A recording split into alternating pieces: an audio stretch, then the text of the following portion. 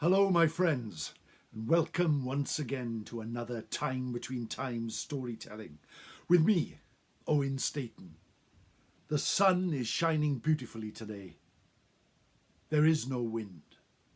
All around there is a quiet, serene silence that brings out a happiness in my soul. But today I will tell you a story of high adventure.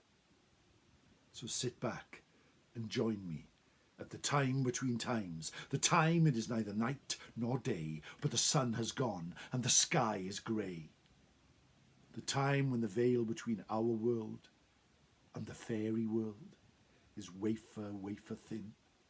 So thin that for a few moments you can reach into their realm, and for a few moments they can reach into ours.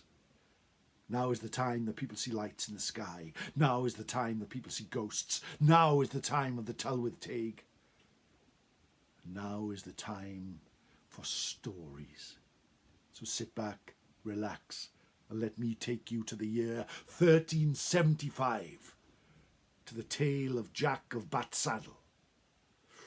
If you go to Orlinbury in Northamptonshire, you will come across a small stone church.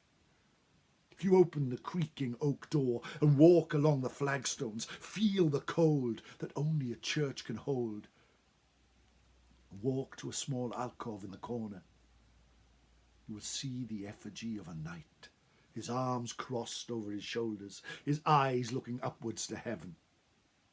That is Jack of Batsaddle, and his tale is one of high adventure. So join me as I take you back to that village many hundreds of years ago. Jack of Batsaddle would go from town to town, village to village, doing good deeds. He was a good knight. Everywhere he would go, he would try and help the needy, the poor, the hungry, those who had not anything to eat or anything to drink or anywhere to live. And for that matter, neither did he. He could not afford a house. His armour was rusty and old. His sword was his one possession, carried down from his father before him, that had been taken to the Holy Land many years before. But Jack took it with him and looked after him. It was thin and unhealthy, but his heart was huge. One day, on his old rickety mare, he walked into the village of Orlinbury in Northamptonshire. As he came to the village at the time between times, the time it was neither night nor day, but the sun had gone and the sky was grey, he noticed something. There was nobody out in the streets. There was nobody. All the houses were boarded up. There was total silence. He made his way to the church in the centre of the village, tied his horse to a post outside, walked inside, opened the old oak door that we do hundreds of years later, walked down the flagstone floor, his chainmail armour clanking as he went, and knelt in prayer at the altar. As he did so, he heard a noise of the door opening behind him, and he turned around, and there were a group of people looking raggedy and nervous, shaking and looking out the door. They held it closed behind them. "How can I help you? Why do you look this way? I am only here for shelter, and I will soon move on," said Jack.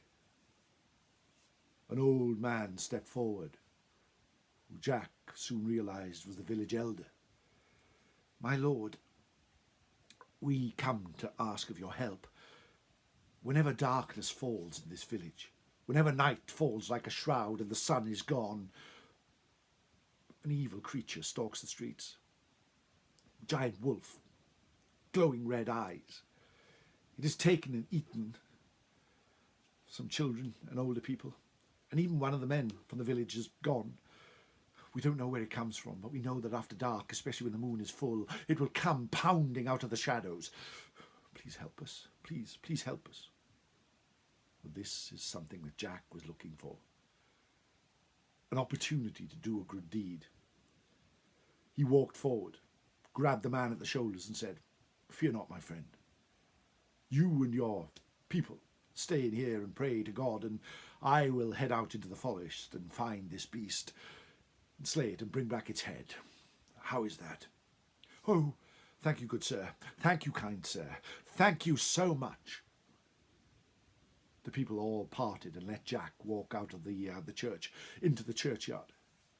There he mounted his horse, turned around and rode out into the forest.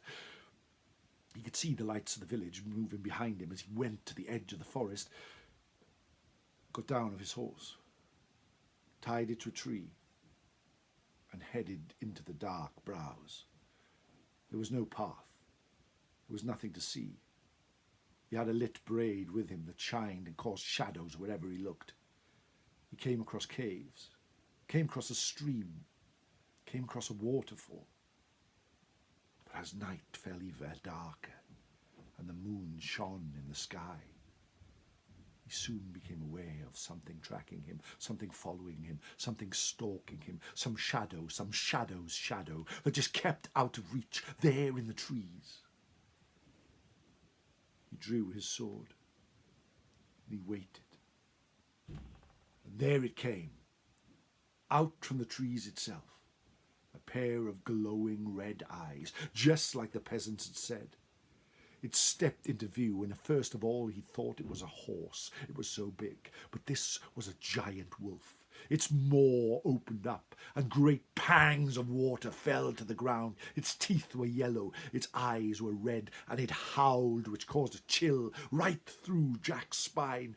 He drew his sword, held it aloft, and praying once more to God, charged forward. A great little battle ensued there in the heart of the forest. Tooth upon blade, howl upon prayer. An hour passed, and still they fought, until eventually the wolf jumped forward, knocking Jack onto his back. He prayed that this would be his last breath and it would end quickly. But the wolf made a fatal mistake. Jack held his sword up, pierced the heart of the giant creature, which fell on him, pinning him to the ground. It took all his strength just to move the animal to one side. With a great breath, he stood up. The wolf was dead. Taking his father's sword, he cut off the head of the animal, and using all his strength, he picked it up and carried it back to the village. He went back to the church, stepped inside, placed the head by the great oak front door, and waited for the peasants to come. He saw them. Lights, one after the other, coming towards the church, led by the old man he had met before. When they saw the head of the wolf, they all gave a cheer and cried. They all grabbed hold of Jack and held him aloft, some shaking him, some patting him on the back, all asking him how he had accomplished such a deed. "I will tell you the tale," he said, "but first, give me something to drink." One of the women came forward with a great mug of water from the stream. "Here it is, my lord. Fresh water, as cold as ice, but as refreshing as anything you will ever drink." She gave it to Jack, who glugged it all down. All the villagers sat down, waiting to hear the tale of what had happened.